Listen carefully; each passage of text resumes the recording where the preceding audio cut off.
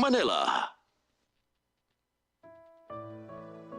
Pagbasa sa Aklat ng Kawikaan, Kabanata 12, talata 1 hanggang 28, ang taong may unawa ay tumatanggap ng payo, ngunit ayaw mapaalalahanan ang matigas ang ulo. Si Yahweh ay nalulugod sa taong matuwid, ngunit sa masasama siya ay nagagalit. Ang makasalanan ay hindi mapapanatag, ngunit ang matuwid ay hindi matitinag. Ang mabuting babae ay karangalan ng asawa, ngunit kanser sa buto ang masamang asawa. Ang taong matuwid ay mabuting makiharap, ngunit ang masama ay bihira lang magtapat. Pumapatay ng lihim ang mga pangungusap ng masama, ngunit ang salita ng matuwid ay nagliligtas sa kapwa. Ang masama ay lubusang mapaparam at di na magbabalik, ngunit ang sambahayan ng matuwid mananatiling nakatindig. Ang taong matalino ay magkakamit ng karangalan, ngunit ang aanihin ng masama ay pagkutsa lang. Ang maralitang nagsisikap ay mabuting di hamak kaysa nagkukunwang mayaman, ngunit sa gutom nakasadlak. Kahit sa kanyang mga hayop ang matuwid ay mabait, ngunit ang masama kahit kanino ay sadyang mabagsik. Ang taong masipag ay sagana sa lahat, ngunit ang isang hangal sa yaman ay salat.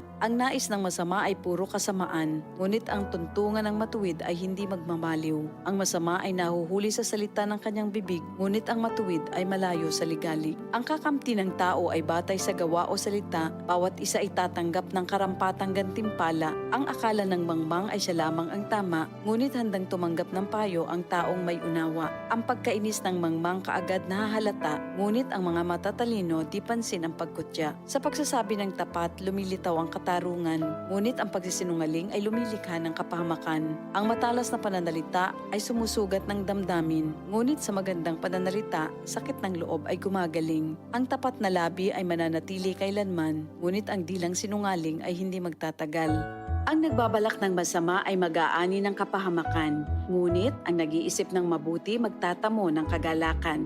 Ang kasamaang palad ay malayo sa matuwid, ngunit ang buhay ng masama ay puno ng ligalig. Namumuhi si Yahweh sa taong sinungaling, ngunit ang tapat ay ligaya niya at aliw.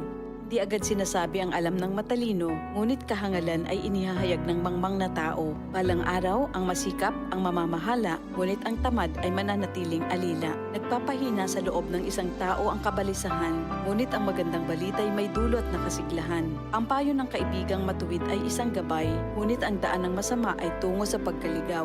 Hindi makakamit ng tamad ang kanyang hinahangad, ngunit ang masikap ay laging may magandang hinaharap. Ang matuwid na landas ay patungo sa buhay, ngunit ang maling daan ay hahantong sa kamatayan. Ito ang salita ng Diyos. DCXL 558